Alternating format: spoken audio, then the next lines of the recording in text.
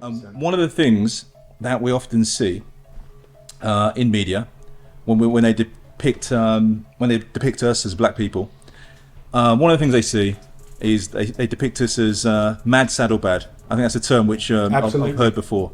Right? One of the three. One of the three. Right. So we're either criminals, right? Either acting a bit bit out of whack. Yep. Right. Or we're depressed in some kind of deprivation, or it's some kind of like charity case, or But it has to be extremes. it's got to be caricatures. it's got to be extremes. Yeah, extremes.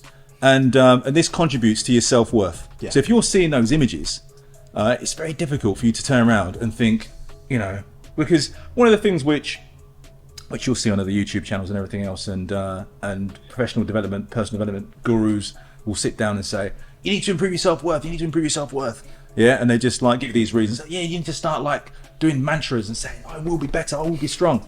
Yeah, and you say all these things, right?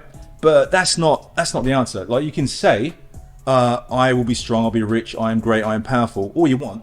But if you look out your window and you're not seeing that, That's and you're not seeing really it, and you're not in your subconscious and mind. you're not seeing any examples, and you put on the TV and you're seeing people who look like you who aren't doing anything constructive, right? Then those mantras won't work.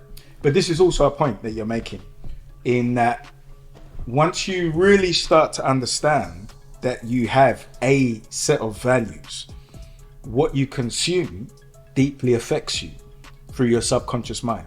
Because remember, the subconscious mind is a bin and it absorbs everything. So unless you're highly intentional about the materials you're digesting, you are a victim of a white supremacist construct that is actually programming you to feel like a victim in society, to be dependent on the same breast that's poisoning you to suckle from, which is largely what we do. And that's what I said about the perceived middle class who are only 3 months from being homeless if they lost their jobs, because all finance will wind up. And being in that position, it's very hard to tell that man when he's in the middle of his perceived success that that's the case. However, you fought so hard to fit in.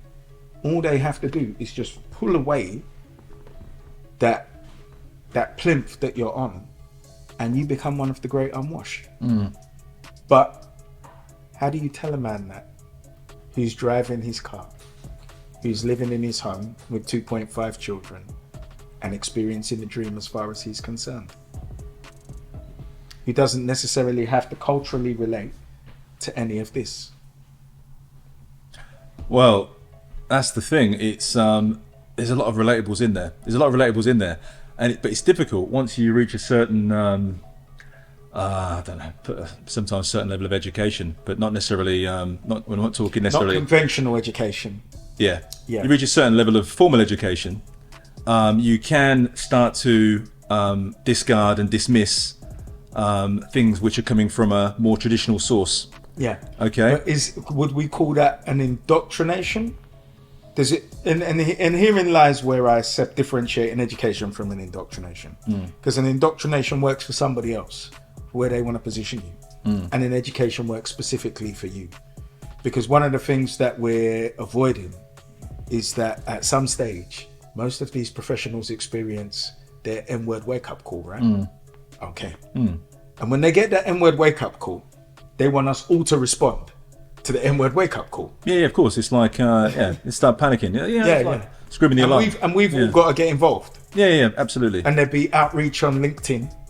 But the day before the N-word wake-up call, well, they said they were fine with it. Yeah, they thought we lived in a post-racial...